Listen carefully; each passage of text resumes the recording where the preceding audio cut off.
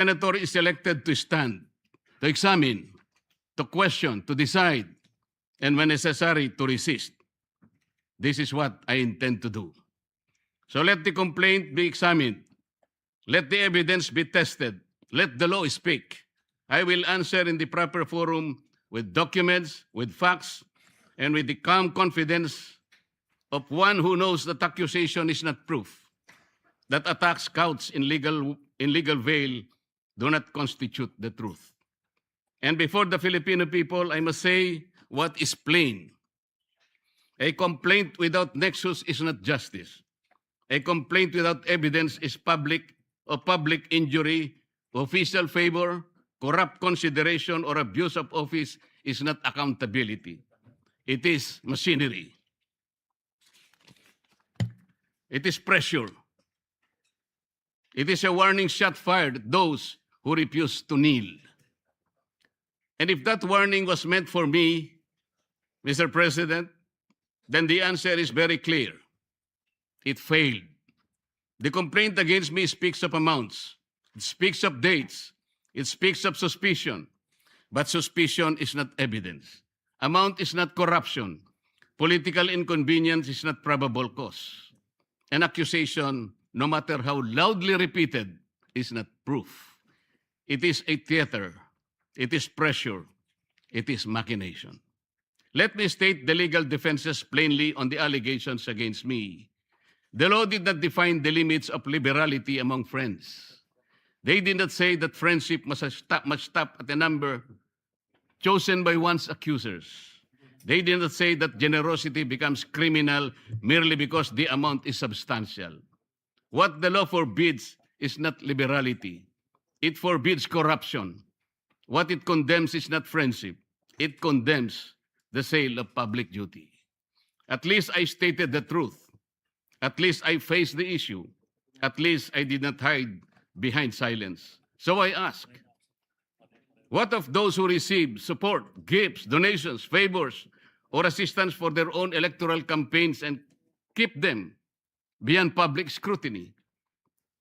Shall the law be a sword only against those who dissent and shield for those who belong to the circle of the powerful? If transparency is demanded, let it be demanded of all. If public morality is the standard, let no one be exempt because of wealth, alliance, influence, or proximity to power. And so I speak again, clearly and directly. What official act did I sell? What vote did I promise? What public fund did I touch? What government contract was delivered? What favor was asked, promised, or given? If they cannot answer these questions, then this complaint is not the pursuit of justice. It is a deliberate attempt to silence dissent. But this is larger than me. This is not a fight for one man. This is not a fight for one faction. This is not a fight for political survival. This is a fight for whether the Filipino people may still have senators capable of questioning, investigating, judging, and speaking freely without fear or favor.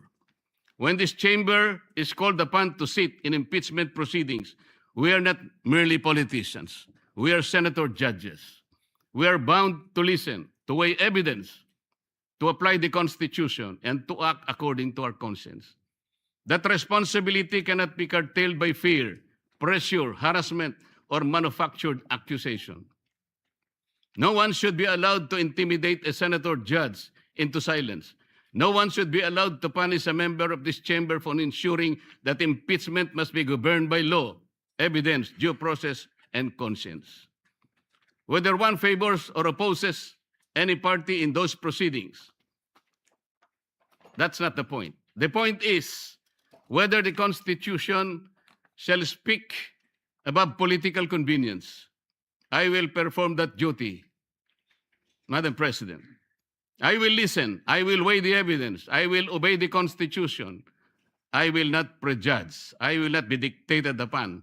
I will not surrender the independence of my vote to any power outside this chamber. Even if the path becomes lonely, I will walk it.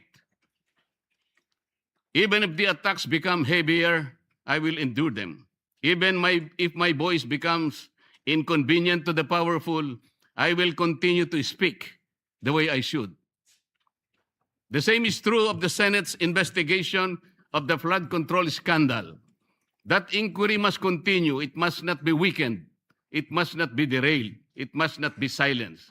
If there has been grand-scale theft from the country's coffers, then that is among the greatest sins of our modern public life. It is not ordinary corruption. It is the stealing of safety from communities that drown. It is the stealing of roads from farmers. It is the stealing of classrooms from children.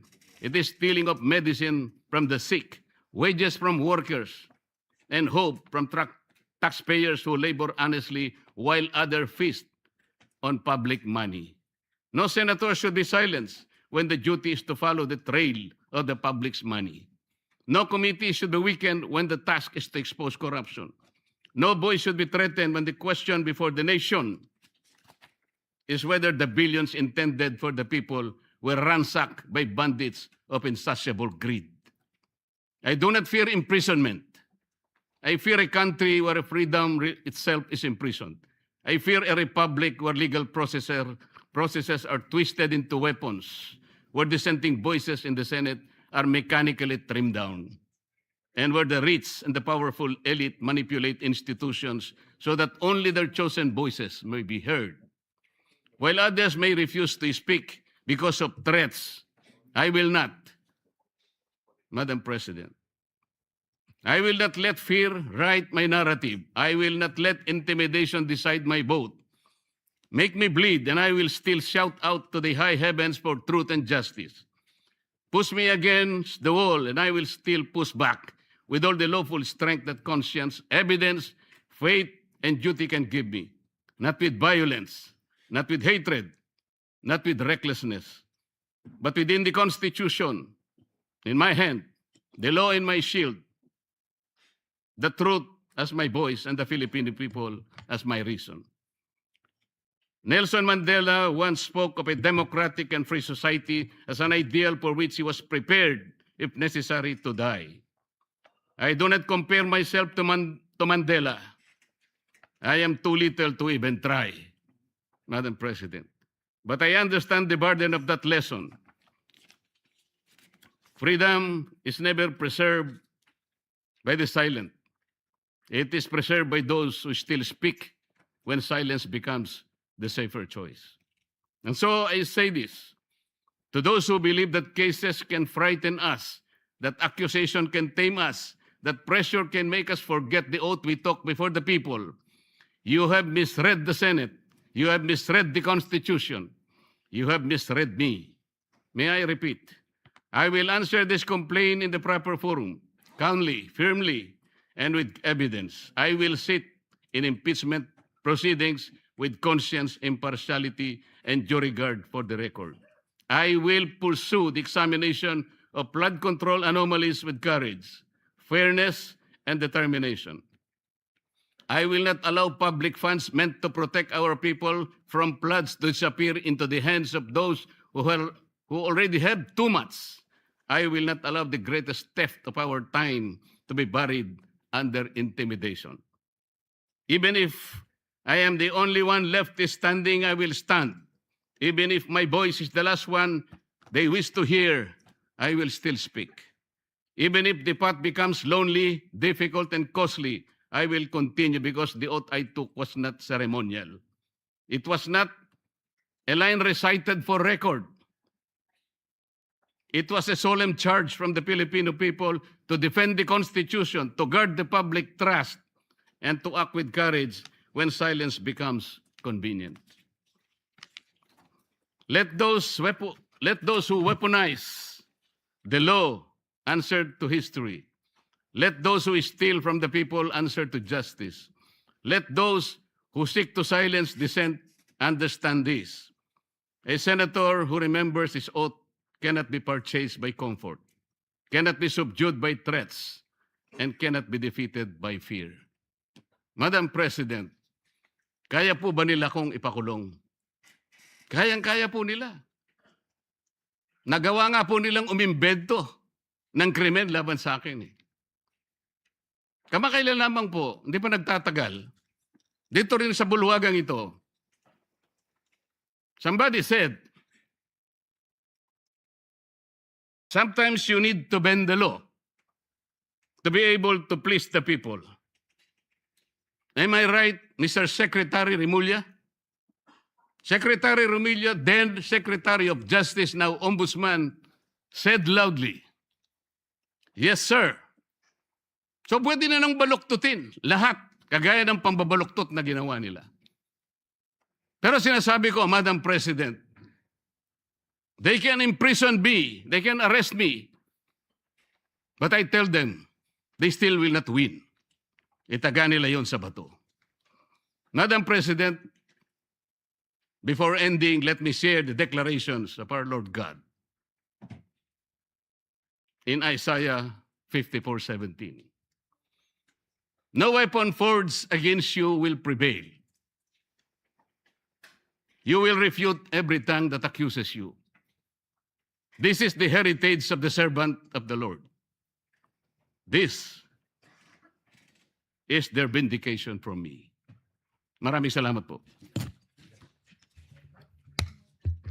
Nagpapasalamat po tayo kay Senator Rodante Marcoleta.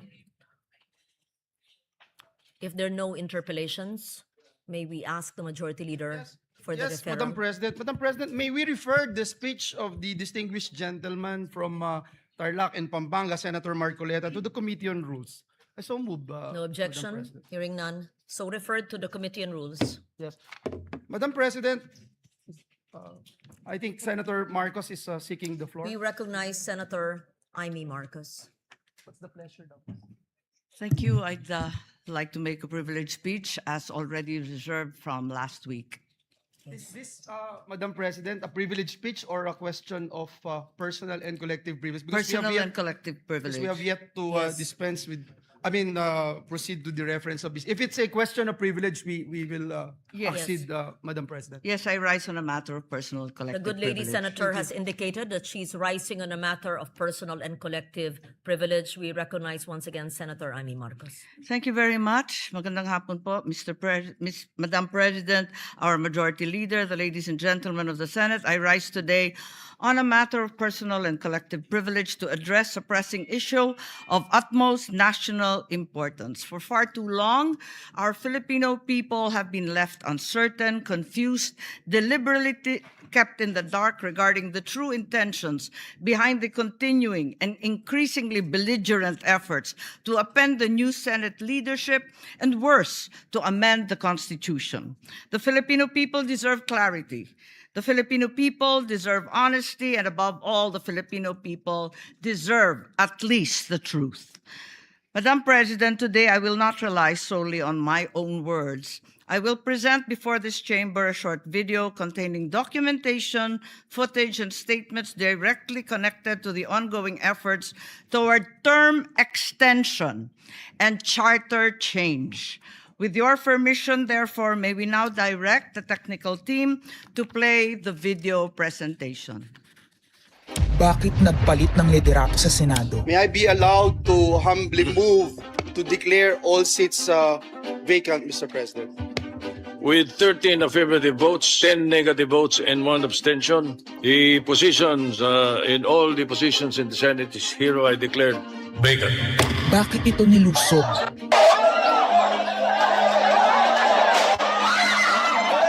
Bakit patuloy ang pananakot? Talagang garabalan, obvious na obvious, iniisa-isa ang majority.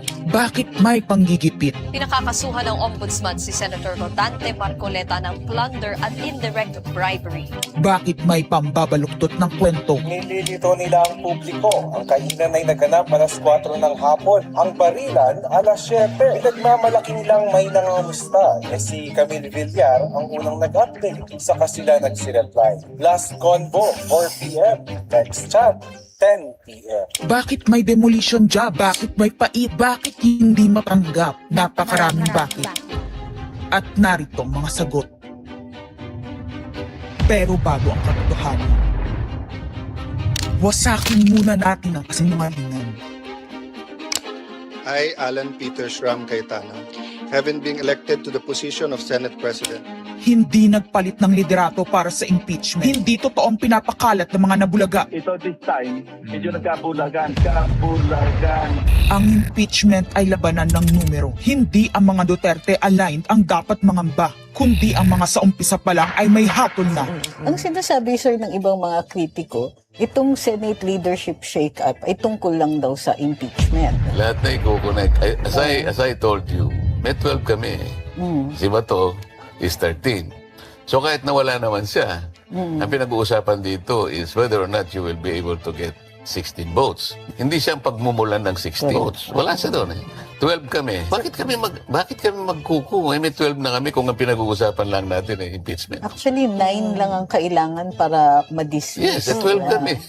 So it's more than the required votes. But that's not the point. Ang ano kasi pinipilit nilang i-connect doon. Kaya ako natatawa.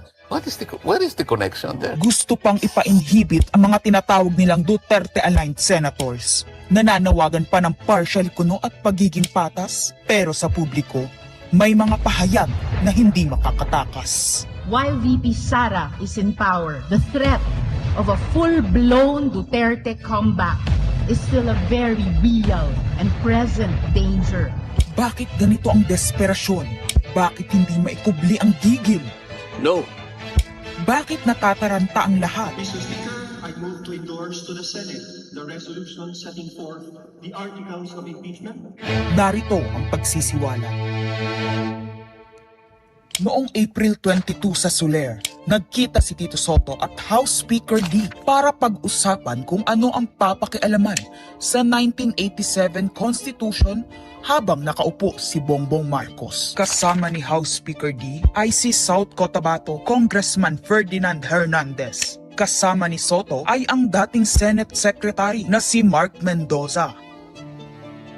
Konas ang gusto nilang mode ng charter change. Muling isinusulong sa Kamara ang charter change o pag-amyenda sa konstitusyon sa pamamagitan ng Constitutional Convention. Is something big brewing inside the government to claims of a possible no-election scenario? Ang pag-aamyenda ng konstitusyon sa pamamagitan ng Constituent Assembly. At para makakuha ng suporta sa Senado at sa Kongreso, ito dapat ang mga nilalaman. Dapat ma-extend ang termino ng mga senador at congressmen na mawawala na sa pwesto by 2028. Ang eleksyon sa bawat senador ay magiging by region. Nagdiskusyon sila kung 2 o 3 senador per region. Kinompute nila kung mayroong 18 regions, nasa 36 o 54 ang magiging senador. Lumutang din ang usapang para hindi makaporma si Inday Sara sa 2028, gawing 50 years old ang edad ng pwedeng tumakbo. Pero nagpanukala rin si Soto na pwedeng gawing 35 years old para kay Vico Soto. Dahil ipagmamayabang niyang kayang talunin nito si Inday Sara. Meron ako idadagdag maganda, Vicky. Ibaba natin ang edad ng presidente to 35. Magagaling ang bata ngayon eh. Magagaling eh. Ibigay na natin sa mga kabataan na pagpatakbo nitong bansa. Baka puro matino pa mailagay natin. Baka sabihin nila, Senator Soto, this is to siguro allow your nephew, ba, si Vico, na tumakbo. Sabi ko na maging qualify. Sabi ko na mag-iisip sila ng gano'n. Hindi ko naisip si Vico ron. Ang impormasyong ito ay mula mismo sa kasama sa meeting. Kasama din nila ay isang congressman, isang gobernador, isang retired military officer, isang dating may mataas na katungkulan, at 5 mula sa private at business sector. Kaya ba binaliwala ang panawagan ng taong bayan? Kaya ba binaliwala ang paalala ng Iglesia ni Cristo? Hindi po nagbabago ang bilin ng Iglesia ni Cristo, Nelson, na ang Iglesia ni Cristo po ay tutol sa impeachment. Kaya ba nagtatapang-tapangan ang mga umaastang bida sa ginagawa nilang tunay na drama? Kaya ba nila sinasabing hindi sila natatakot sa eleksyon ay dahil alam nilang walang eleksyon na magaganap? Hindi po kami natatakot sa susunod na eleksyon. At ang boto sa impeachment ay refleksyon ng boto sa pagsira sa 1987 Constitution. Pabor ang karamihan sa mga pagbabago sa saligang batas, lalo na sa usaping ekonomiya. Ngunit kung papakialaman ng iilan ang konstitusyon para maghari-harian, At para sa pansariling kapakinabangan, makapwesto ng matagal o mailuklok ang kamag-anak, humanda kayo sa galit ng bayan. Ang pagpapalit ng liderato sa Senado ay hindi kakaiba. Ito ay nakabase sa prioridad at gusto ng mga senador. Bumabahana ng ebidensya laban kina Bongbong Marcos, Liza Marcos, Sandro Marcos at Marvin Romualdez. Kailangan ng may bayag sa Blue Ribbon Committee. Ipinangako na sa mga korap na mambabatas ang perang malilikom sa 2027. 2028 national budget. Dapat pigilan. 2028, alam natin that's the election budget, and it was assured to the congressmen this will also be the CONAS budget. Nagiging isa ng malaking sindikato ang pamahalaan. Sinusuportahan ito ng mga dating kalaban, mga tinulungang manalo noong nakaraang eleksyon, mga may galit sa nagdaang administrasyon. Lahat sila kasama ng pinakamalaking troll farms at ilang bahagi ng mainstream media ay pinagagana ng dalawang bagay. Pera galing sa korupsyon, galit sa mga Duterte. Mahalaga ang liderato ng Senado para sa mga korap at nakasandal sa mga buwaya ng kapangyarihan. Ngunit mas mahalaga ito sa mga naninindigan na ang Senado ay bantayog ng konstitusyon na hindi dapat pinatakot, sinusuhulan at iniipit upang maging tau-tauhan. Maaaring hati ngayon ang Senado. Maaaring kanya-kanyang bersyon ng kwento. Wala nang pakialam kung ano ang totoo. Isa itong indikasyon na gumagana ang demokrasya. Kailangan lang maalala ng bawat senador na kahit sila ay may kapangyarihan, hindi dapat nila malimutan magpakatao. Sa kabila ng lahat ng problema, pinakamababang halaga ng piso sa kasaysayan, mataas na bilihin at gasolina, kawalan ng trabaho, halos wala nang makain, nagpapakamatay na mga magsasaka.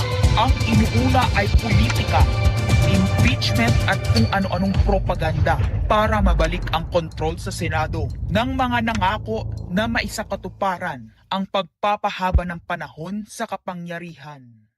Kung magde-deny yung mga nandoon sa meeting na yon at pabubulaanan yung aking sinabi, then sasabihin ko kung sino ang nagsiwalat sa amin. Kasi magugulantang ang buong bansa pag siniwalat ko kung sino yung nagsabi sa amin.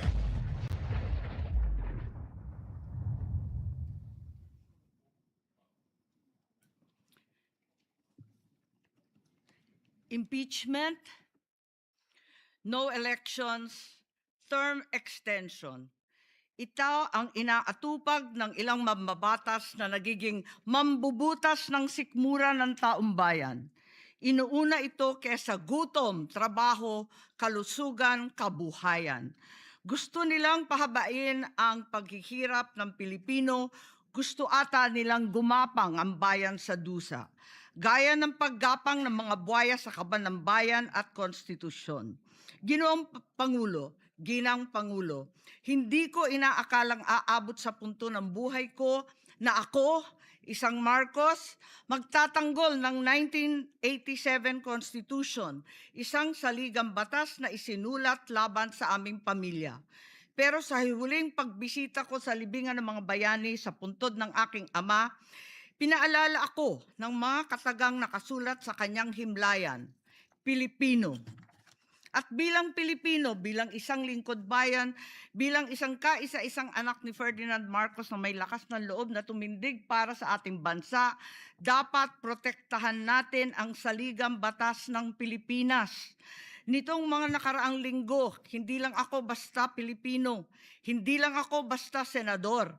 Naging reporter pa at vlogger dahil walang mag-cover sa totoong nangyayari. Pero napakaraming nagko-cover up sa mga korap na politiko. Kung meron nakakaalam sa galit ng bayan pagdating sa pagpapahaba ng poder sa kapangyarihan, nasa unahan na ako ng listahan.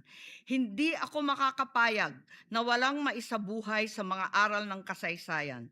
Noong naharang natin ang PI na yan, People's Initiative, Noong Enero 2024, hindi naman sila tumigil. Noong ika-12 ng Agosto 2025, unang inihayag ni Bongbong Marcos ng ating Pangulo na hindi niya tututulan ang isang Constitutional Convention o CONCON upang ayusin umano ang mga butas sa saligang batas, kasunod ng pahiwatig ng Kongreso na sumusuporta nito. Pagsapit ng Nobyembre, nung nakaraang taon din, naghain na si Congressman Ronaldo Puno at mga miyembro ng NUP, National Unity Party, ng House Bill 5870 naglalayong magpatawag ng Constitutional Convention upang magmungkahi ng mga amyenda sa konstitusyon. Noong ika-30 ng Enero 2026, nagpahayag naman si dating Senate President Soto ng suporta sa pagtalakay ng mga amyenda sa konstitusyon matapos ang desisyon ng Korte Suprema kaugnay ng impeachment laban kay VP Sara Duterte. Agad itong ikinatuwa ng tropang NUP na nagsabing mahalaga ang kooperasyon ng Senado upang maisulong ang mga reforma sa saligang batas. Gayunpaman, noong ika-31 ng Enero 2026, sumagot ang Malacanang, hindi raw prioridad ang charter change o CHA-CHA dahil nakatutok umano ang Pangulo sa mga isyong pang-ekonomiya.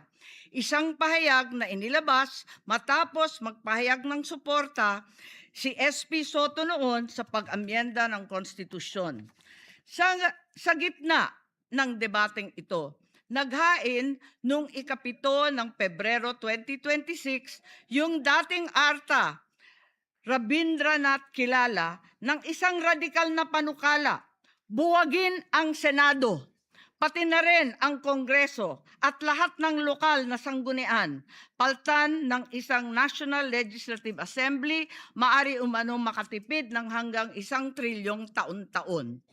Nung nakaraang buwan, formal din hinikayat ni Congressman Puno at ng NUP ang liderato ng Kamara na simulan ng pakikipag-usap sa Senado hinggil sa charter change sa pamamagitan ng Constitutional Convention. Ginamit pa nila ang pagiging bukas ni SP Soto sa constitutional amendments bilang oportunidad para sa koordinasyon ng dalawang kapulungan. Sa huli, noong ika-14 ng Mayo 2026, mariing itinanggi ng Malacanang ang akusasyon ni Senate President Alan Peter Cayetano na sinusubukan ng palasyo pahinain ang Senado. Binigyan diin ng palasyo na hindi pinag-uusapan ng CHA-CHA at inulit ang pananaw ng Pangulo na hindi ang pag-amyenda ng saligang batas ang sagot sa kasalukuyang problema ng bansa.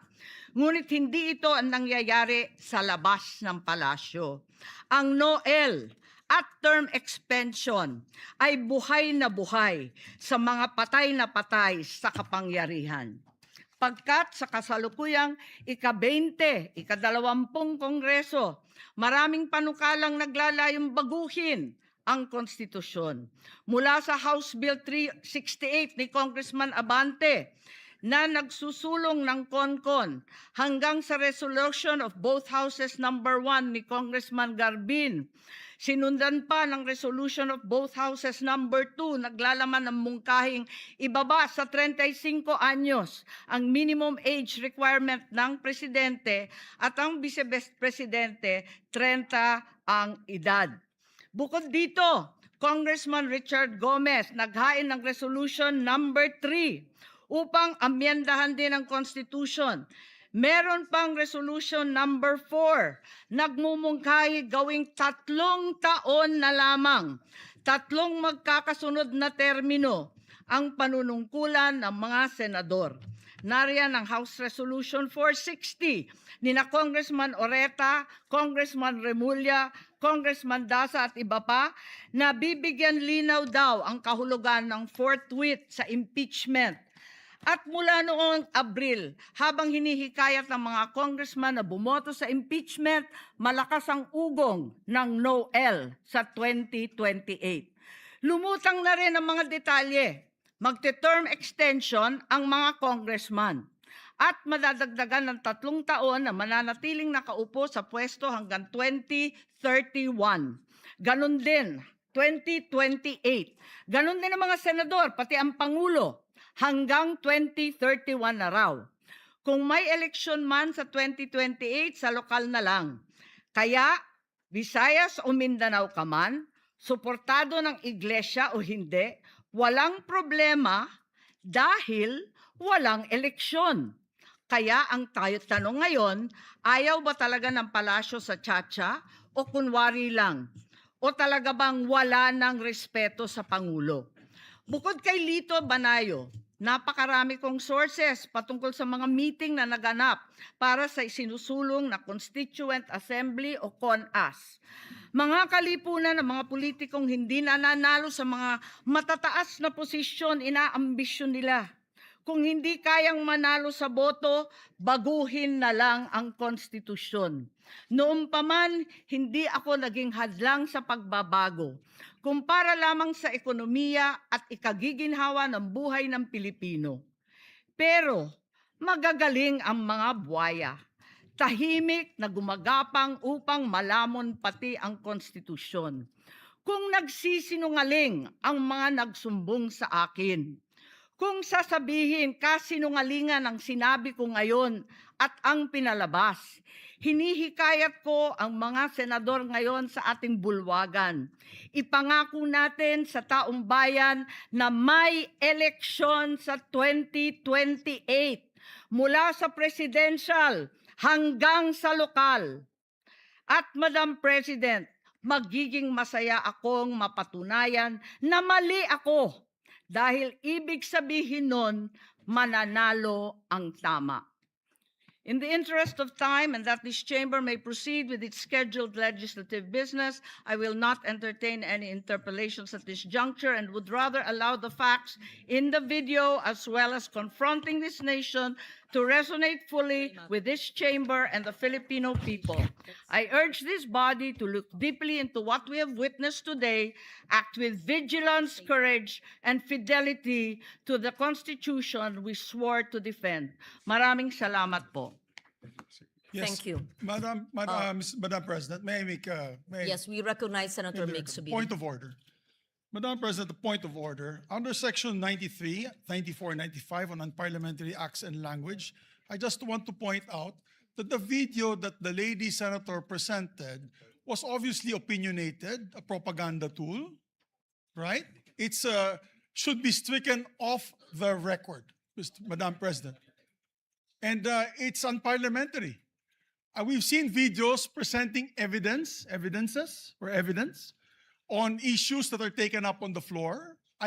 Senator Tulfo always comes out with videos showing people being mauled, people being abused for the information of this body to act on that particular issue. But to come up with an opinionated piece like that, ganong klaseng video na propaganda, na sowing intrigue. Kasi ako, Madam President, hindi naman ako sang-ayon sa people's charter change. I was the first one in this institution who fought that kind of move with the PI, and all of us together, kaming lahat, for the first time in the history of the Senate, 24 senators tumayo dyan at pinasapu natin yung Contra People's Initiative, na fake People's Initiative, na talagang kinall out natin yung lahat ng grupo ng tumutulak nun, from the Speaker and even Malacanang. Kinalaban natin. Kaya wala kaming kinalaman dyan. Bakit sinama kami dyan sa propaganda na yan? Na dahil kami, Duwag 11? Ano ba yan? Bulaga 11? At grade 13? That should not be shown here. Because what will stop us now, Madam President, for that lady senator, that we come up also with a propaganda video here, papalabas din namin, yung mga sala nila. Oo, kung ano-ano, hindi naman kami ganyan. No? To gain traction, to gain views and publicity, will destroy our fellow colleagues here. Walang ganyanan. Hindi ako nagagalit, kilala niyo ako. Ako pinaka-amiable dito, mahal ko kayong lahat.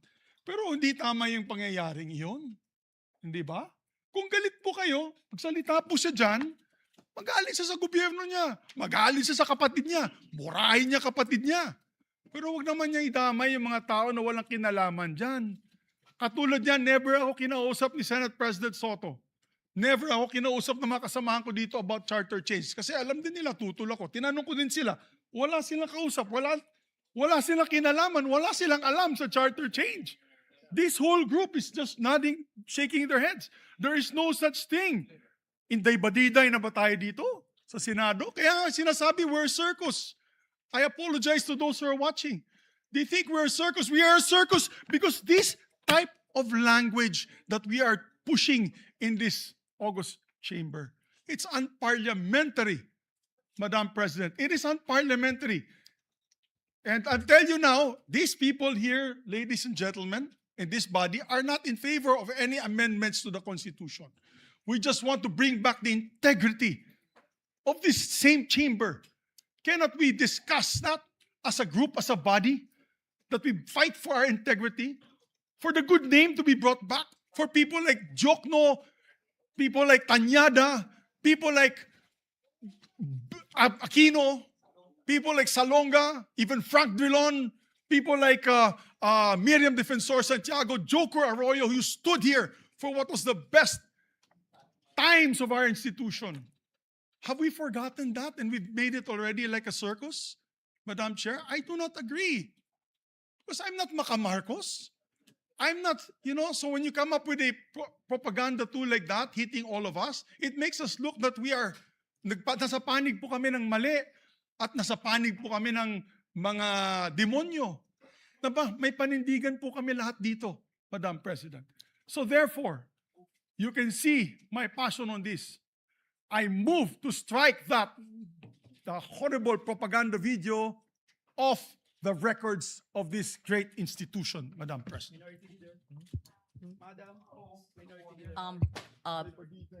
Before I recognize the former Senate President, may I ask the former Senate President, Senator Subiri, is that transformed into your motion? Yes, that's a motion. That is your motion. That is a motion, Madam. Yes. So before we act on your motion, may I hear first from the Minority Leader Thank and you. then Senator Tulfo? Yes. Is it a Thank you, Your manifestation or a Honor. motion as Thank you well? very much, Your Honor. Well, this is a way of seconding the motion of Senator Subiri. First of all, the presentation, or what we call the editorial video that we witnessed, yes. I would like to take exception of my being mentioned there. Parang lumalabas na parang lahat ng narinig nila or nakipag-meeting sa akin ang speaker o kung sino pa, parang pumayag ako. Sana tinanong nila yung source nila, pumayag ba ako? Yung mga binabanggit na idea, I did not even mention it to any member of the Senate. Tungkol doon sa mga ideas of, let's say, a regional Senate and all that. Ito mga idea ng mga tao to eh. Di ba? Kung nakikinig ka, narinig mo yung idea, ikaw ba'y sumang-ayon na? Dahil narinig mo? For example, in my case,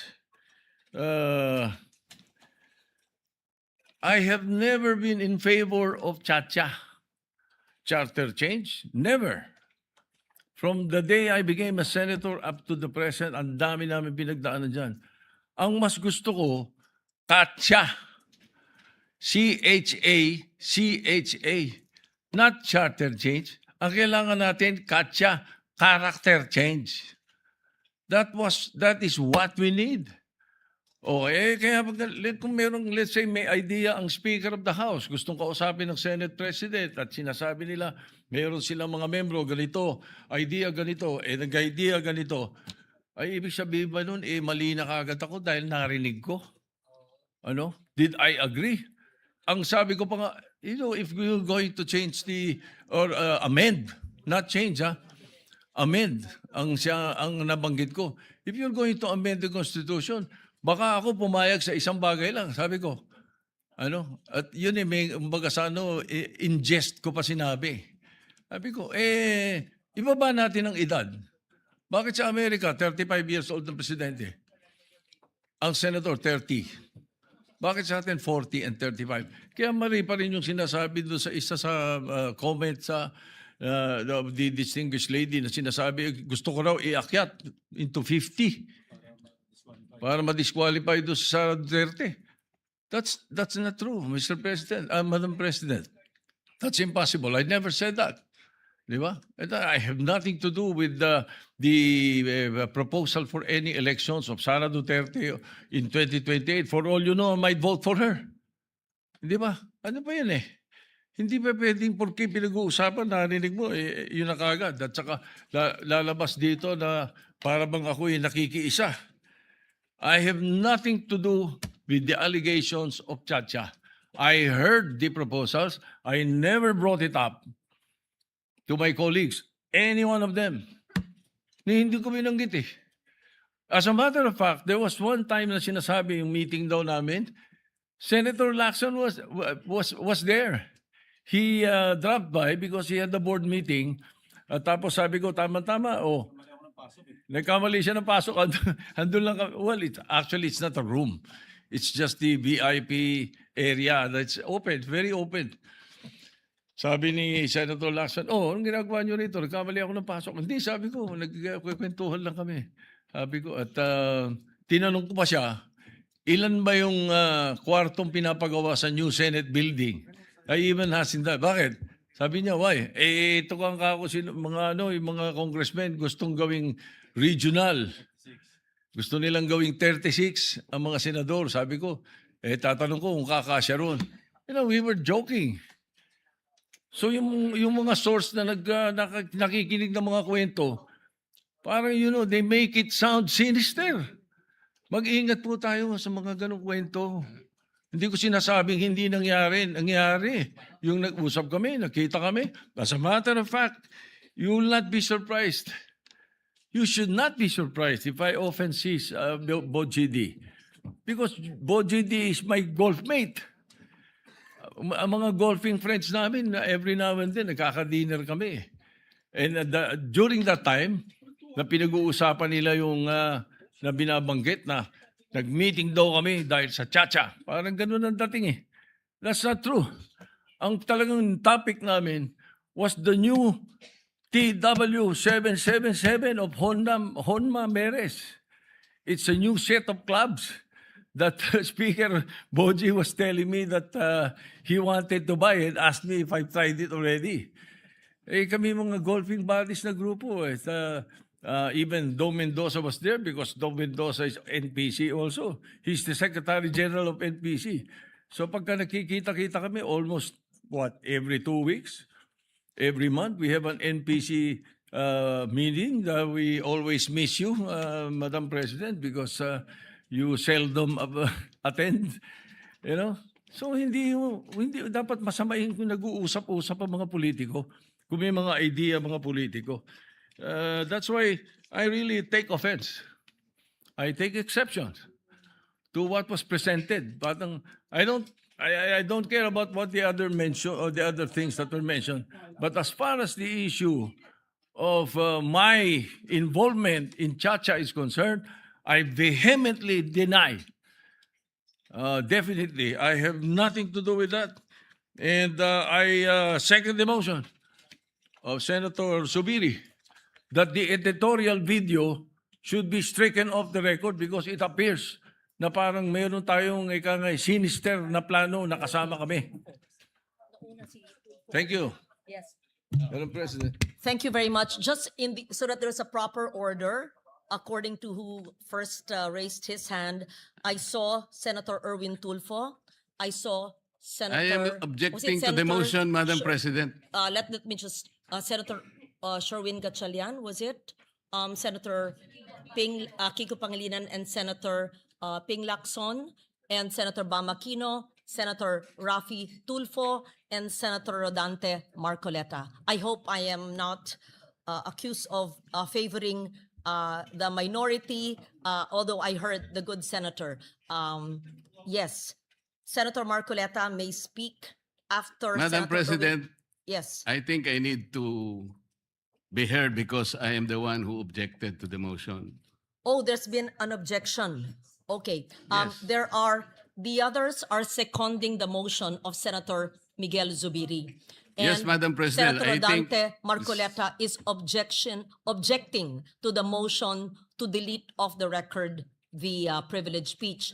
May we, the video in the privileged speech, we take note of that. May we hear the other seconding motions? And I think I've recognized the others in that order. Yes, we take note Madam President, will of you the not objection. hear why I objected? I Yes. need to register the reasons why I objected to the motion. Madam President, I raised my hands immediately after. So I guess siguro May I? before hearing the objection of the good gentleman. That is what the from chair Pampanga. will, actually, that is what the presiding officer will actually say, that we will listen in the order that I mentioned, the seconding motions, and we will likewise listen to the objection so noted by Senator Marcoleta and all the reasons pertaining to the objection, and we will vote on the measure because there is an objection. Thank you. Thank you, Madam Chair. Madam Chair, I second the motion to strike that off our records, that video presentation presented earlier, Madam President. Because, Madam President, all senators of this chamber, be it the majority, be it the minority, we need respect, or we deserve respect, Madam Chair. We must not tolerate presentation of unparliamentary acts.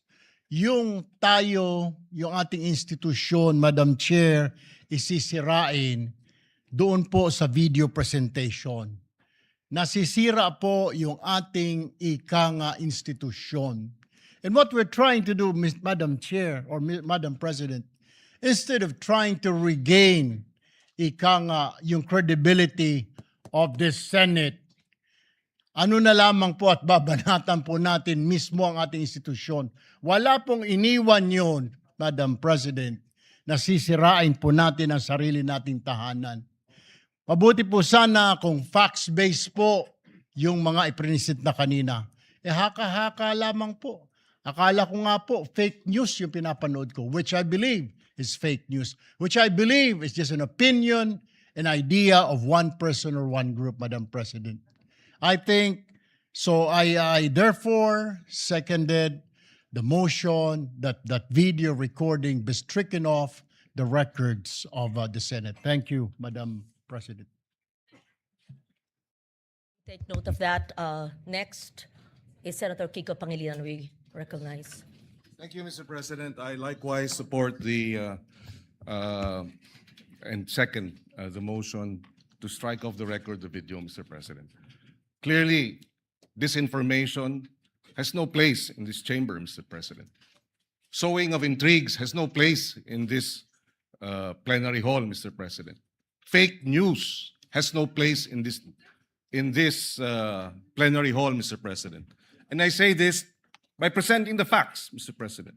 This representation was chairman of the Constitutional Amendments Committee from August 12 until May 11. And the records will speak for itself. Sabi nga nila, we should seek the truth from the facts and not from disinformation video propaganda. What are the facts?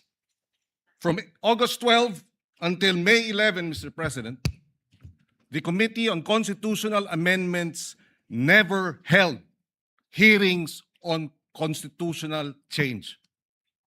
That in itself is proof, Mr. President, that this haka-haka, this conspiracy to commit or to amend the Constitution for whatever reason, self-serving, term extension, NOEL, etc. These are lies, Mr. President.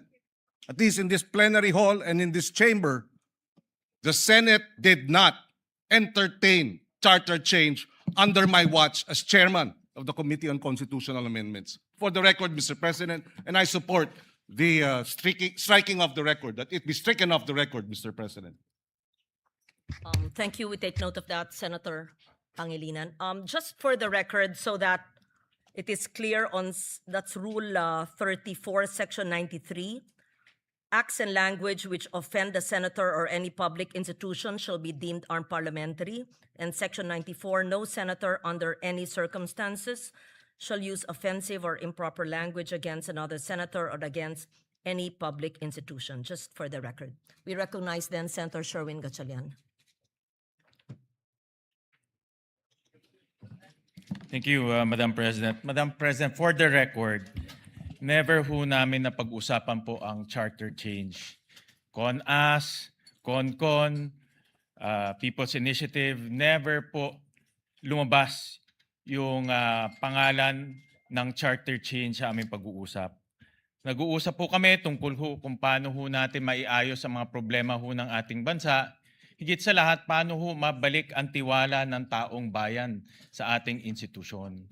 Aminado ho tayo, pag tayo po ay umiikot sa buong Pilipinas, nakakausap po natin ang ating mga constituents, marami hong nagulat, maraming nagalit, at marami hong nadismaya. At ito ay hamon sa ating lahat, hindi lang po sa ating Senate President, kundi sa ating lahat kung paano ho tayo magtutulong-tulong, maibalik po ang dignidad at respeto ng taong bayan sa ating institusyon. Kaya mga kasama, itong mga lumalabas na video na ganito, hindi ho ito nakakatulong.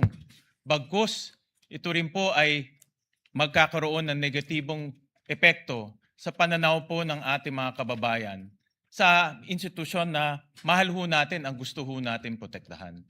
So with that, Madam President, let me second the motion of Senator Miguel Zubiri, invoking Section 93 of our rules, acts, and language which offend a senator or any public institution shall be deemed unparliamentary. Thank you, Mr. President. Thank you, Madam President. Thank you, Senator Sherwin Gatchalian. Let me just also note that maintaining and restoring the dignity of the institution, the Senate as an institution, is not a monopoly of a few in this institution. I believe that each and every one of us in this institution wishes to maintain the dignity, and all of us, to the best of our ability, whenever we are in plenary or in hearings or even outside our premises, are bound to that. Thank you. Senator Ping Lacson, please. Thank you, Madam President. My name was mentioned by the distinguished minority leader, and I confirm that I witnessed a portion of their conversation. I think present during that discussion, of course, the minority leader, Speaker Boji D, the Deputy Speaker, I think Hernandez, and the former Secretary of the Senate, Dong Mendoza. Nagkamali po ako ng paso kasi I was about to attend a board meeting in the same area. And nakita ako nung tao ni Senator Soto. So napasok ako, sabi ko, "Ops, mali pala. Ano bang ginagawa niyo rito?" So ang unang tanong sa akin, tama-tama kasi pag-uusapan namin na kung sakali magkaroon ng charter change, baka pwedeng request ng Speaker of the House kung pwedeng increase yung number of senators to 36 from 24. Ang naging role ko naman doon kasi tama-tama, ilan ba yung kwarto doon sa Senate building? Sabi ko, 65 kasi yun ang request ni Senator Pimentel at that time. He was also thinking of increasing the number of senators. So 36 lang kailangan.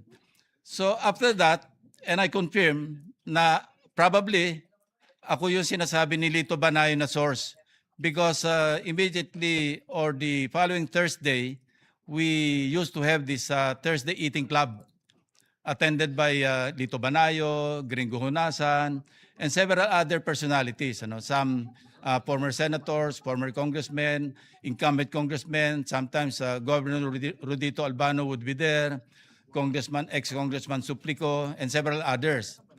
So ako naman, walang out of, wala naman seryoso sa pag-usapan. So, I shared, sabi ko, kanina nga pala nung Monday or Tuesday, sabi ko na napapag-usapan na i-increase yung number of senators.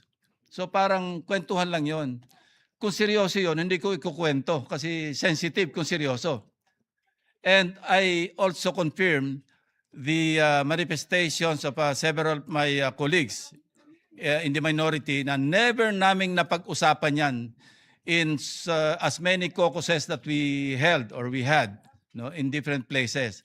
Ang pinag-uusapan po lang namin, Madam President, kung paano natin isasalba yung integridad, yung dignidad, yung reputasyon ng Senado.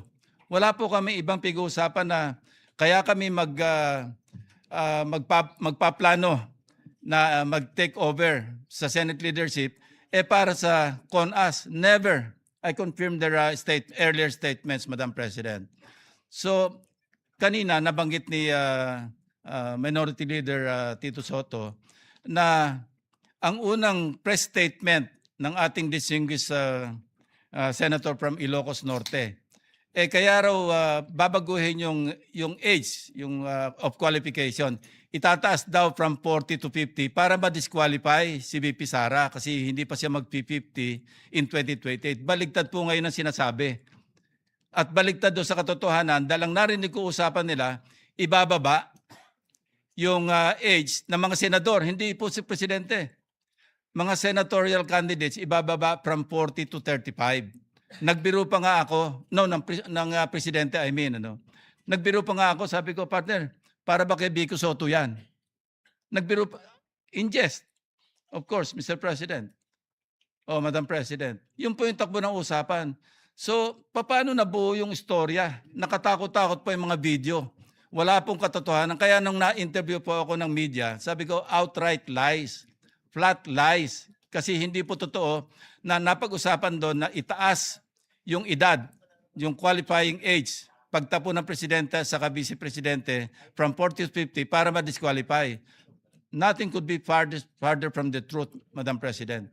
So, with that, I support the motion of the former Senate President, former Majority Leader Mig Zubiri, na to strike off the record yung mga portions na offensive sa mga kapwa natin senador, Mr.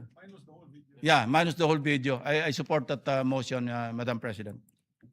Thank you, Senator Lacson. We recognize Senator Bamakino. Was it then Senator Tulfo, Rafi, and Senator Risa raised her hand.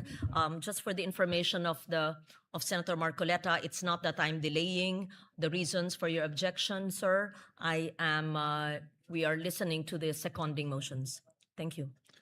Magandang araw, Madam President, mga kasama. I rise to second the motion of Senator Zubiri. Dahil yung video po na nakita ho natin, marami hong pagsisinungaling. Unang-una po, klaklaruhin ko po, we have been meeting as a minority maybe 2 times a week. No? Baka naging 3 times pa yan. At ni isang beses po na pag-usapan ang constitutional change. Hindi ho yan binanggit ni former Senate President Soto, ni Senator Lacson. Hindi ho yan nabanggit ni isang beses. Wala hong pag-push, wala pong nagsabi, mag-meeting tayo para mag-chacha, para mag-CONAS, wala pong nangyaring ganyan. Unang-una pong fake news. Pero nais ko pong balikan yung video. Ano po ba yung sinasabi ng video? Sinasabi po ng video, nagkaroon ng leadership change dito sa Senado dahil pinipigilan ang charter change o CONAS. Hindi ho ba? Yan po yung ibig sabihin ng video, na yung bagong mayorya nagsama-sama para pigilan ang isang charter change. Tama ba ako, mga kasama? Yun yung ibig sabihin ng video eh. Kung yun po yung ibig sabihin ng video, at dahil nagkaroon ng leadership change para pigilan ang CONAS, marami pong naniwala sa fake news. Dahil wala po yan sa kahit anumang plano ng mayorya. When we were in the majority, there were 15 members of the majority. 4 po dyan, kasama na po ngayon ng bagong mayorya. Ni isang beses po, hindi na pag-usapan ang charter change sa anumang meeting po namin. Ni isang beses, hindi po na pag-usapan ang CONCON o CONAS. Pagdating ko po dito sa Senado, ngayong 20th Congress, ni isang beses, hindi ho yan nabanggit. In fact, Mr. President, I don't even know kung merong nakafile. Meron bang nakafile na Chacha o CONAS o CONCON ngayon in the 20th Congress? Palagi ko wala. Sabi po ni Senator Pangilinan, wala man silang napakinggan. Any motion, any bill on charter change, wala po. So kung sasabihin niyo po sa amin, ang rason kung bakit nagkaroon ng leadership change ay para pigilan ng isang CONAS o CONCON, ibig po sabihin yan, maraming naniwala sa fake news. Dahil hindi po totoo yan. Unang-una. Pangalawa, sa totoo lang po, marami ho dito ipaglalaban ang 1987 Constitution. Marami po dito hindi papayag na baguhin yan sa terminong ito. Marami po dito, hindi lang sa mayorya, pati rin po sa minority, ang magsasama-sama para hindi mabago ang 1987 Constitution. At higit pa po dito, ito pong sasabihin ko, marami rin po dito hindi papayag sa isang no election scenario. Siguro po, kung tinanong kami, kayo ba dito ay para sa charter change? Baka po makita po ng ating distinguished lady na marami po ditong sasang-ayon na ayaw natin ng charter change. Kung nagtanong lang po, ilan ba dito talaga yung ayaw ng eleksyon? Baka malaman po lahat tayo dito. Talagang 2028 election, paninindigan po natin na matutuloy. Kung tinanong lang po kami, siguro po, masasabi ho natin ngayon pa lang, kung nagbilangan tayo ngayon, baka 24 pong makuha natin na hindi papayag sa charter change. Baka 24 po ang makita ho natin na hindi papayag na walang eleksyon. So para sabihin po na yung minority, yan ang pinakapaka, yun po'y mali, yun po'y fake news, yun po'y misinformation, and I second the motion of Senator Zubiri to strike this video off the record. Maraming salamat, Mr. Chairman, Madam President. Thank you, Senator Bam-Aquino. We recognize Senator Raffy Tulfo.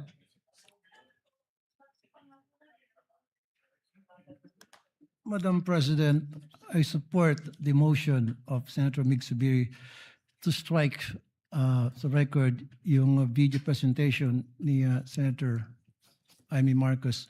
I've been in public service broadcasting sa media for almost 30 years now.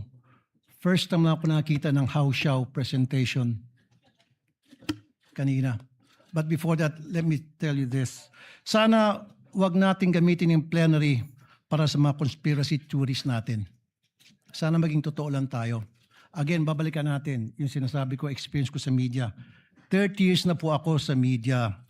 Kapag ako po or anybody from the media, professional, legit, hindi yung house show, pag nag-expose, gumawa ng expose, binabakapan yan ng video related doon sa expose, hindi yung gawa-gawa, hindi yung katang-isip, hindi yung opinion.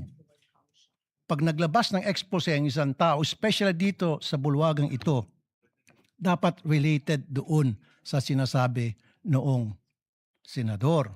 Just like what Senator Zubiri said, nakita niyo naman po, Madam President, every time na ako'y gagawa ng expose, every time na ako'y gagawa dito ng privilege speech, at yung privilege speech ko, binabakapan ko po ng mga sumbong, actual na mga sumbong ng mga taong lumalapit sa aking programa at dinadala ko rito para mabigyan ng solusyon ang problema inilalapit sa akin. At hindi po yung opinion lamang. Ganun po dapat tayo rito. Now, ilang beses na po tayo nagpalit ng liderato dito sa Senado.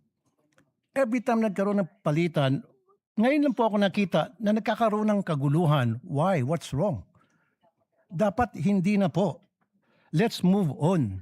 Kasi nasasayang po yung oras natin dito, puro na lang bangayan. The people have spoken. Sinasabi nila, enough is enough. We've been like a circus for the past few days. Pinagtatawanan po tayo. I was out there last night. Pag naglalakad ako, kinakausap ko ng mga tao, ano nangyari sa Senado? Ano bang nangyari sa inyo? What's going on? Nakakaya na po.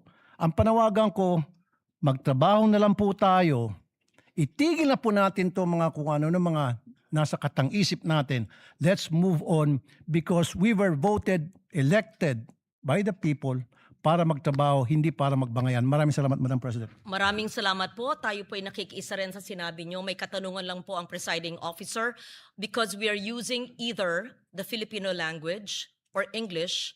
I would like to request the good gentleman from Isabela to use a alternative word to how shall because it may be difficult to translate it is that Filipino? I just want to be enlightened. Kausya Yes. street lingo, meaning fake. I'm sorry. Ibig sabihin fake, Okay. ibig sabihin peke. Yes. So that it's clear, because I Pirated. was also asked. So are Pero you Tagalog na yun. are you there editing or amending the statement? Sige, from because how even shall- the, let's the edit it to spelling was not clear fake. also to the stenographers. Hindi legit. Okay, yun Opo. lang po. Thank you. Thank you very Thank much. you, Madam President.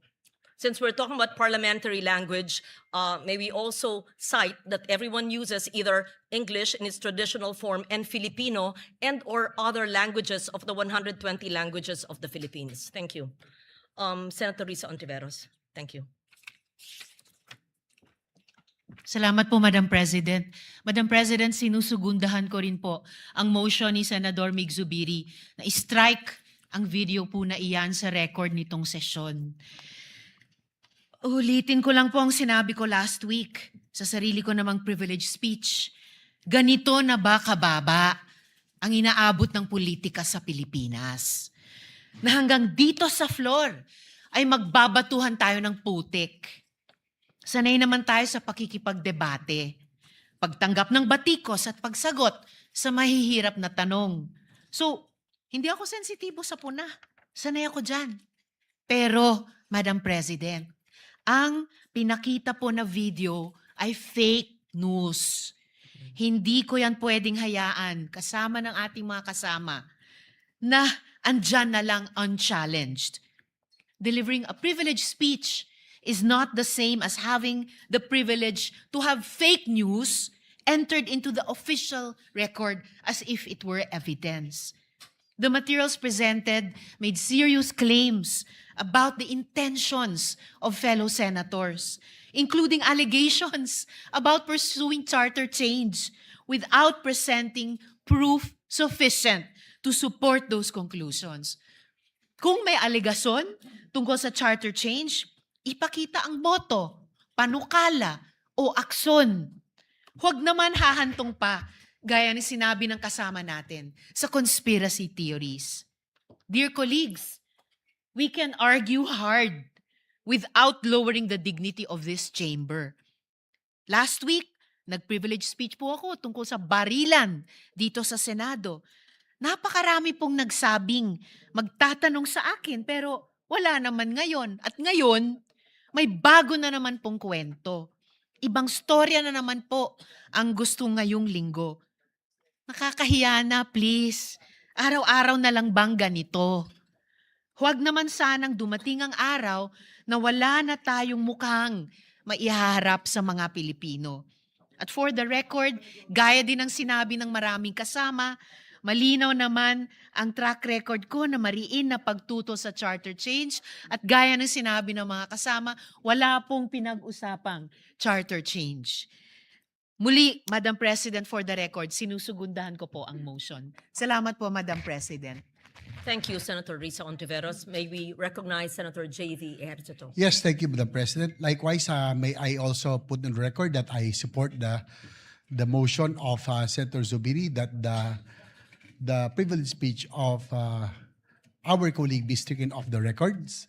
And Madam President, allow me to explain. Let us not allow this august institution to be used as a platform for disinformation.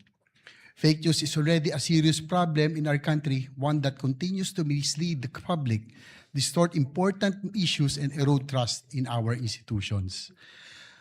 Sinisigundahan ko rin ang mga pahayag ng aking pong kasamahan kanina, yung pong Constitutional Assembly, Charter Change or People's Initiative, kailanman hindi namin napag-usapan o kailanman hindi napag-usapan ng lahat dito sa Senado. At siguro kung magbabalik na ho tayo, Madam President, naalala ko po, siguro first time in history that 24 senators came up that rostrum declaring that we are all in unison against People's Initiative, against Charter Change, and against any Constitutional Assembly. So hindi pa ho natin kailanman pinag-uusapan yan kailanman. Precisely, Madam President, we are policymakers. We carry a greater responsibility to uphold the truth and set a higher standard in our public discourse. Madam President, sa akin po, sa akin na lang po, personally, I feel sad about what is happening to our institution lately. And I guess all of us has that duty on what we have to do to bring back that trust, that dignity this institution has always been remembered. Ibalik natin dapat ang tiwala ng taong bayan sa Senado, hindi dapat dagdagan na ito po ay malugmok pa. Ibalik ang tiwala sa Senado. Maraming salamat po, Madam President. Thank you. I believe that all the members of the minority have signified their feelings about and thoughts about the privileged speech of Senator Marcos. There has been an objection by Senator Rodante Marcoleta. May we hear the reasons for the objection? Madam President, before I start, I would like to I'd like to be sure if our colleague Senator Lito Lapid will also stand to second the motion. Oh, I mentioned that all the members of the minority. I failed to mention Senator Lito Lapid. I am sure that the good senator from Pampanga would like to associate himself with the motion of Senator Zubiri. Okay.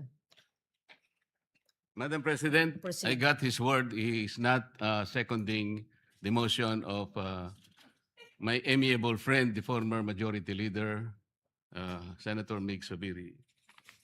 Madam President, the motion was premised on Section 93 of the Senate Rules. May I read this again, Madam President? Acts and language which offend a senator or any public institution shall be deemed unparliamentary.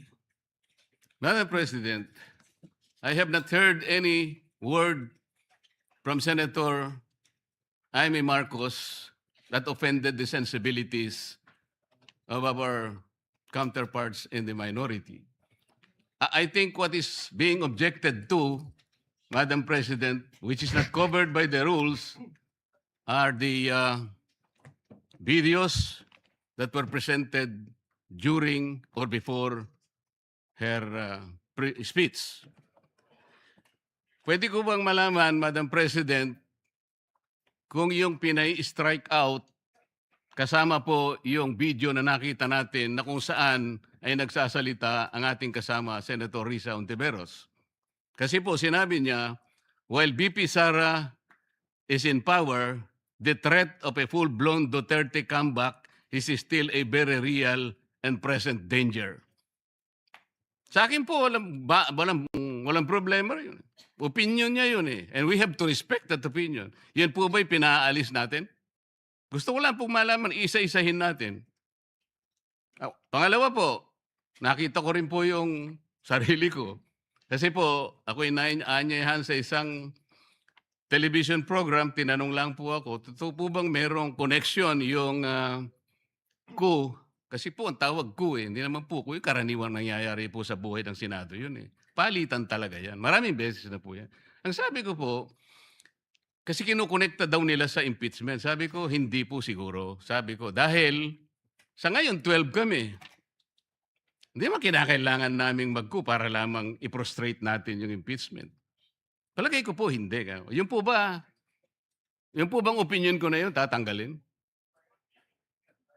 Gusto ko lang po malaman. Kasi po, meron pa po nga sinabi, Jaime, sinungaling. Meron din po nagsabing gano'n eh. Ang ibig ko po sabihin, Madam President, ngayon po nakita natin the vibrancy of democracy in this chamber. Isa-isa po silang nagsalita lahat.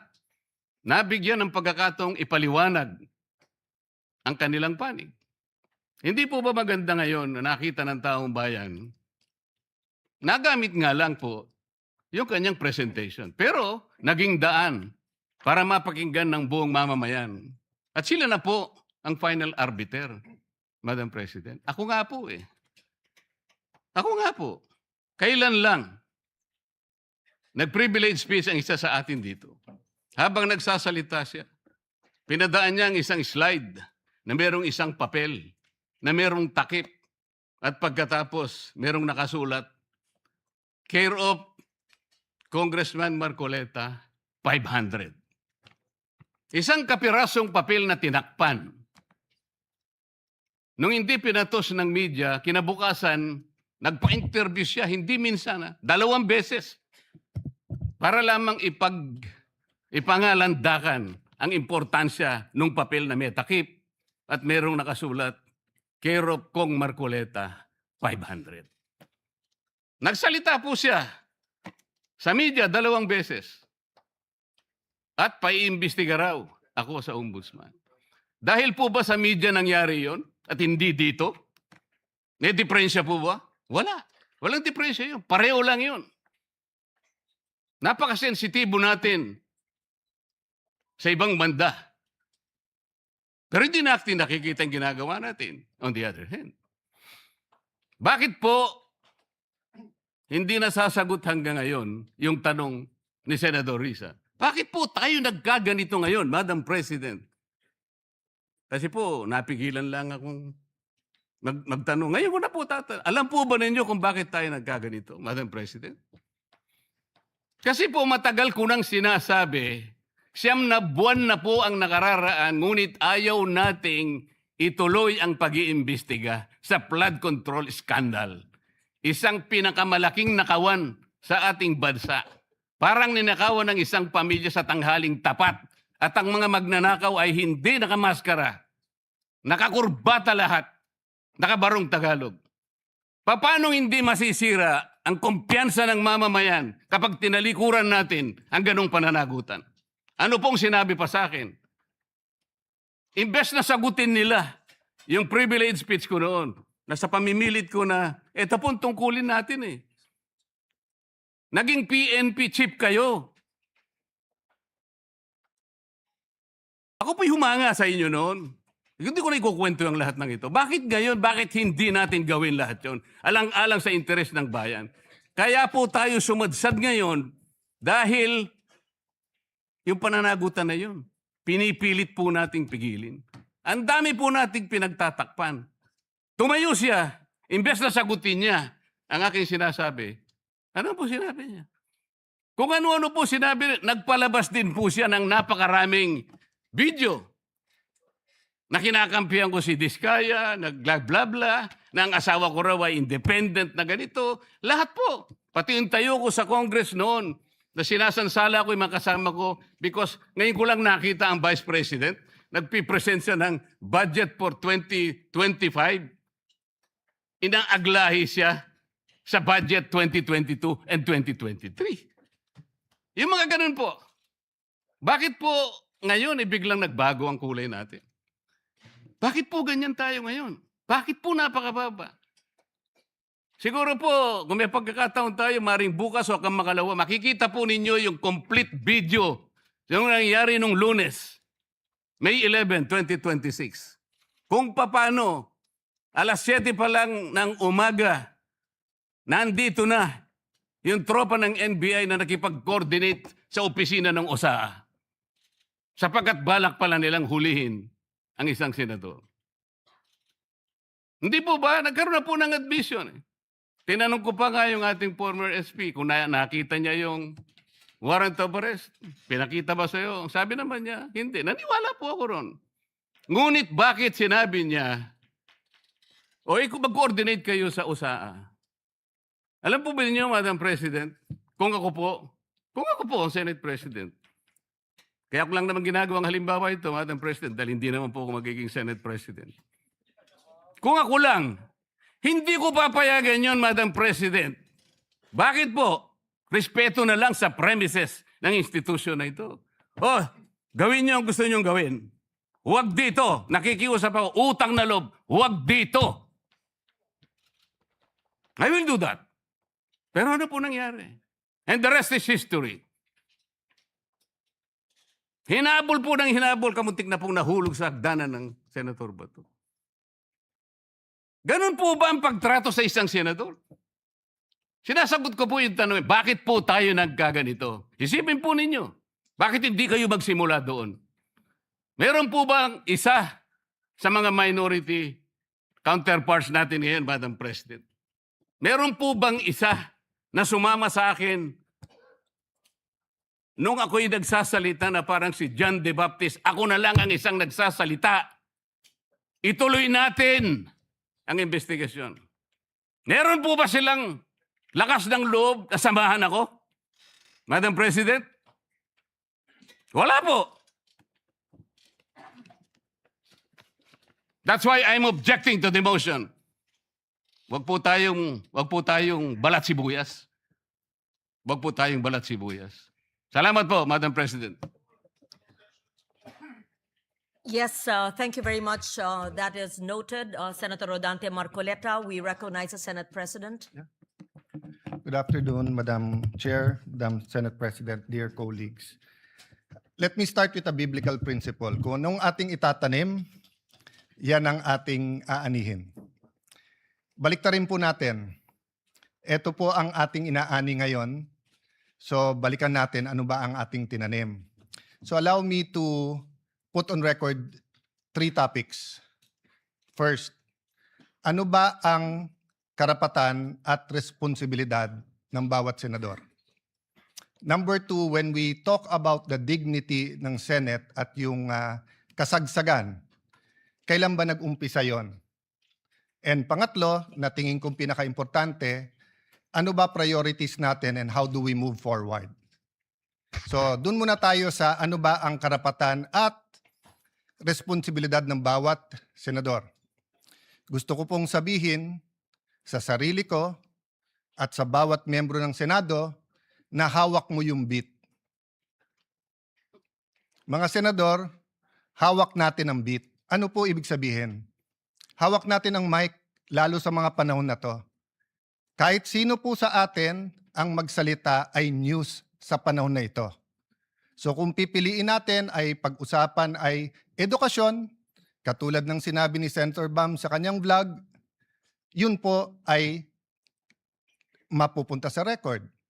Kung pag-uusapan natin agriculture, agricultural smuggling, problema sa taniman ngayon, problema sa fertilizer, pag pinag-usapan po natin yung 7% inflation, pag-usapan natin ilan araw pa ba meron tayong gasolina.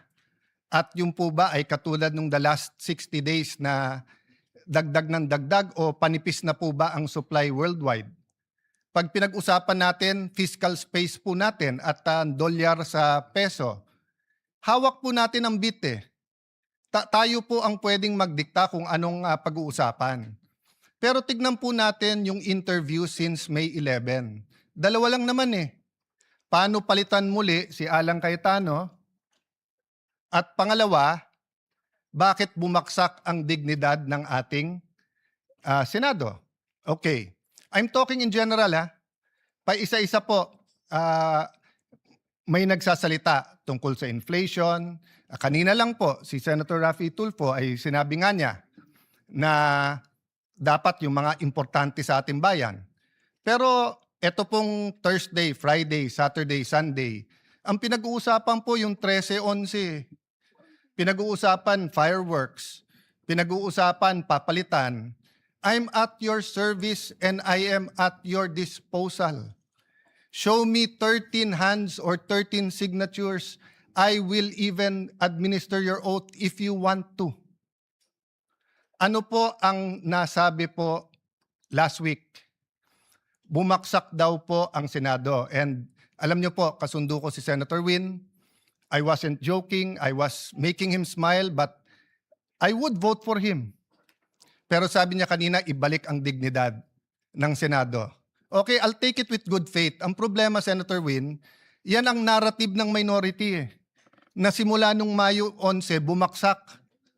Sinabi ni Senator Ping, may I allow, and correct me Senator Ping kung mali, sabi niyo yung biruan ngayon, mas mabango pa yung House kaso sa Senate at usually kasi mas mataas ang Senate. I will take exception to that. Why? Because the Pulse Asia, if I'm not mistaken, in December 2019, when I was Speaker and Senator Soto was Senate President, the Senate was 66% and the House was 66%. When I was speaker, pareho lang po ang trust rating, ang performance rating ng House at saka ng Senado. Bumaksak po ang Senado nung nagsimula po yung flood control. Dahil po ilan ang binanggit sa minority. Pero ilang beses po sinasabi ng minority, bakit ganon? Kapag ka minority, may insertion daw. Pagka majority, amendment. Una, napakaraming ghost, tapos konti na lang. Tapos si Senator Jinggoy, ganito daw in-insert, tapos nung sinupina ng ombudsman, ang LBRMO, yung pong may hawak ng dokumento, wala naman pala. I won't go into that because I do respect the hard work that every single senator, may it be Senator Marcoleta, may it be Senator Erwin Tulfo, or our chairman, Senator Lacson. I respect the work. I disagree on many things, but I do not criticize. Did I say bumaksak dahil sayo? Wala po. Kasi hawak natin ang bit eh. Sasabihin nyo po, yes, but 24 tayo, yes. Pero kung 11 sa atin ang sinasabi, ang problema ay si Cayetano, palitan yan, at 13 naman tayo na nagsasabing con-as yan, at impeachment yan, etc. yan, edi 24 na tayo na yun ang pinapakinggan ng tao. Hindi inflation, hindi yung ekonomiya, hindi yung teenage pregnancy, hindi yung tumataas na bilang ng mga may AIDS, hindi yung problema sa PhilHealth, hindi po nakawalan ng flu vaccine ng ating DOH. Napakarami pong issue. Mr. President, bakit po ba na yung linggo ng May 11 ay naging napakamasalimuot para sa atin? At yun po ay naging bullseye para sa marami. First of all, hindi po nanggaling sa bagong majority na kapag ka nag-take over etong majority na to, ay i-dismiss po ang impeachment. I-delay ang impeachment. Magiging partial ang impeachment. Kailan po niyo ako narinig na sinabi ko yung dating majority o minority ngayon? Pagka kayo ang majority, siguradong ma-impeach. Siguradong guilty si Vice President Sara. Wala po. Kasi nirerespeto ko politika niyo. Pero once na mag-oath kayo, naniniwala ko, impartial na kayo. Mahirap maniwala. Mahirap sa mga statements nyo tungkol sa Vice President. Mahirap maniwala na kayo'y magiging impartial. Di ko nilalahat. Ilan lang po sa inyo. But I recognize it's the same for us. Nahihirapan kayo maniwala na yung ilan sa amin na malapit sa Vice President, ako personally, malapit ako sa dating Pangulo, hindi po ako malapit sa Vice President. Pero kung ako'y maniniwala na kayo'y pwedeng maging impartial, why can't you give us the benefit of the doubt that we can also be impartial? Even Senator Padilla, who's very close to the Vice President, na ang dami ng statement, sabi niya, kaya nga nagsasalita bago mag-oath kasi once na mag-oath, susundin niya yun. Ako po'y Kristiyano, siya po'y Muslim. Pero pareho kaming naniniwala, brother, di ba? Na once nag-oath ka, kasalanan sa Diyos ang wag sundin yung oath. So, Madam President, it's a two-way street. What's the difference? The difference is the minority keeps speaking outside the session hall na hindi natin basta't masagot. Senator Amy is speaking in the session hall na lahat sila ay pwedeng tumayo. Number 2, outside the session hall, walang out of order. Dito po meron. I'll go to that later kasi meron naman po tayong rules at may way forward tayo. But the first thing po, yung binansagan po ang majority na ang dahilan daw po ay yung impeachment. We've proven that wrong. In fact, I'll ask for another caucus tomorrow to finalize matters regarding the impeachment because on Thursday, may final meeting naman yung secretariat, yung magiging clerk of court, and we want to get your inputs. Secondly po, Senator Bato, he's a member of this establishment. He is entitled to go here and to vote. Bakit naging issue na pumunta dito para bumoto lang? The leadership of the Senate determines the direction of the Senate. The Senate is the last line of defense when it comes to democratic issues or issues that affect our democracy. That's been the history of the Senate, pre-martial law and after martial law. Kaya nga yun ang hinala, bakit inabolish nung martial law? Because the independence of the Senate is very important. Yun po ang ginamit sa akin ni Senator Coco then Senator Tito Soto, who I respect. During Duterte's time, sabi nila, we have to have an independent Senate. Wag si Alan kasi masyadong malapit. Well, I'm the first one now of 4 SPs since 2022 na hindi ko makiklaim na malapit sa presidente. Have any one of you given us the benefit of the doubt that we will have an independent Senate? Hindi ko na narinig yun eh. Panay sinong malapit sa Malacanang? O yan, walang gagawin niya kung hindi lalabanan ng Malacanang. Eto, ganyan. Yan ang usap-usapan. That's the not so secret. Why can't we bind together, minority, majority, and be an independent Senate? Not to confront the executive, to collaborate, but also as checks and balances. Last point po, before I go to a way forward. Ba't ba nag-umpisa to at ba't ba nangyari yung May 13? Can you show the video kung anong ginawa sa ating empleyado? Madam President, can I have permission? This is a very short video. It's of public record. I just like, and I want to honor Senator Migs kasi siya tumayo at sinabi yung ginawa kay Terence Lim ay hindi tama.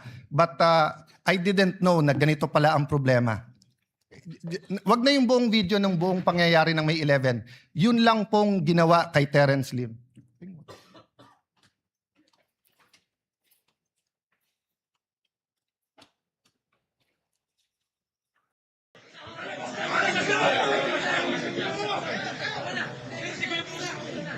Oh, before that, baksak na siya dyan eh. Before that, yung palabas pa lang.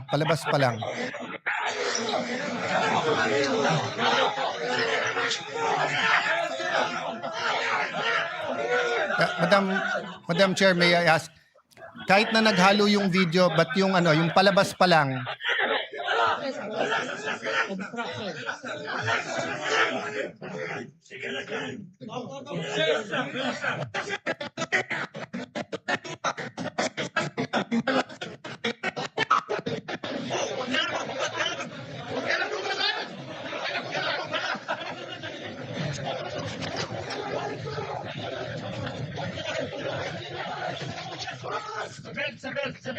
okay, can you I will say what it is, but can you show the video yung from the start, yung nanggagaling sa loob? Okay, so what happened is that we ordered, arrested, because they're held in contempt, yung mga NBI agents who nakipaghabulan kay Senator Bato.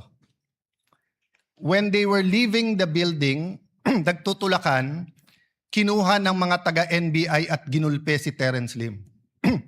Just to clarify so that everyone knows, Terence Lim is Senate Security. Is Senate OSA, our employee. Yes. At yung isang taga-OSA naman ay hinarangan at tinabayhan ng isang taga-NBI.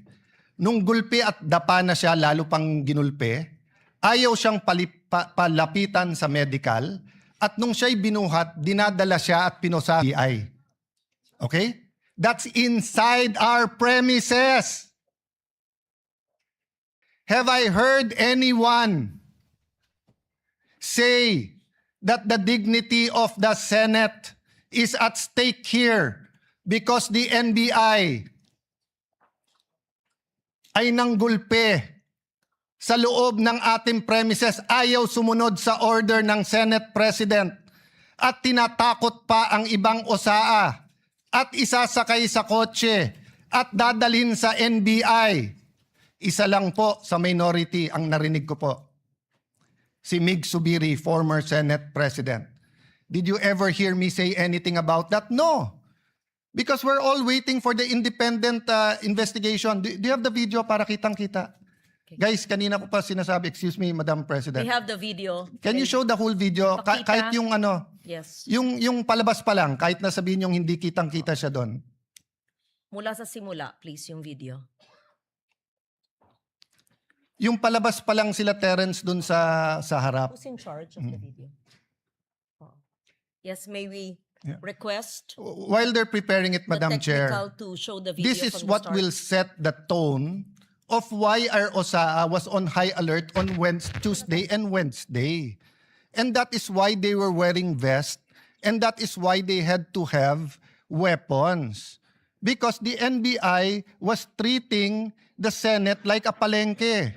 Oh, ayan, is that it?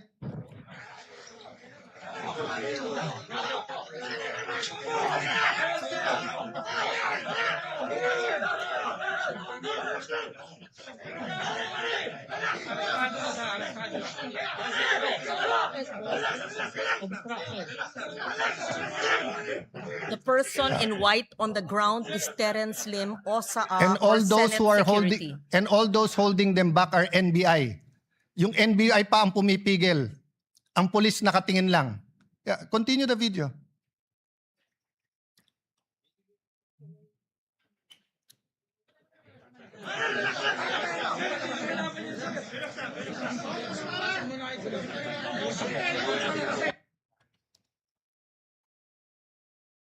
No, show the